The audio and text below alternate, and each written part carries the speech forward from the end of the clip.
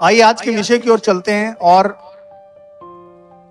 Bible में ये सच है कि हमारे सारे अपराधों को, पापों को यीशु मसीह के द्वारा माफ कर दिया गया।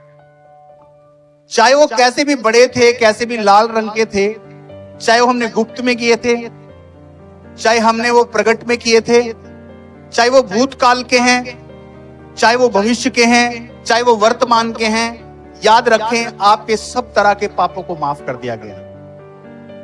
पिछले भी जो आपने किए हैं उनको भी माफ कर दिया गया यीशु के द्वारा, जो आप कर रहे हैं उनको भी माफ कर दिया गया यीशु मसीह के द्वारा, और जो आप करेंगे उनको भी माफ कर दिए गए यीशु के द्वारा। उसका मतलब आपका पक्का है 100% कि आप परमेश्वर की महिमा में प्रवेश करेंगे और परमेश्वर के राज्य को जरूर देखेंगे, क्योंकि यीशु मसीह ने आपके गुनाह, आपके पापों की सजा को अपने ऊपर ले लिया।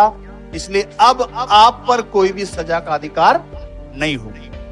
लेकिन अगर परमेश्वर ने हमारे पापों को माफ कर दिया है, भूतकाल के भी, जो भविष्य काल के भी, या जो वर्तमान में हम कर रहे हैं, तो उसका मतलब ये बिल्कुल भी नहीं है कि आप अपना जो जीवन है वो पाप में गुजारें या आप पाप करें इस वजह से कि यीशु मसीह तो है और उसने हमारे सारे पापों को क्षमा कर दिया।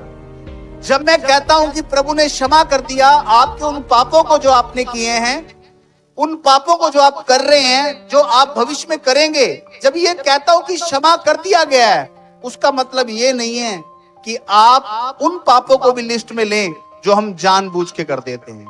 याद रखिए, मनुष्य हैं, कमजोर हैं, हम चूक जाते हैं। पौलुस कहता है जो मैं नहीं करना चाहता मैं बहुत बार उसे कर देता हूं। जब इस प्रकार के पाप आपसे होते हैं तो आप ढाढ़स रखें, भरोसा रखें, परमेश्वर है जिसने आपके पापों की कीमत को दे दिया है, और अंत के दिनों में आपको गुनाहगार के समान परमेश्वर के सामने खड़ा नहीं होना पड़ेगा।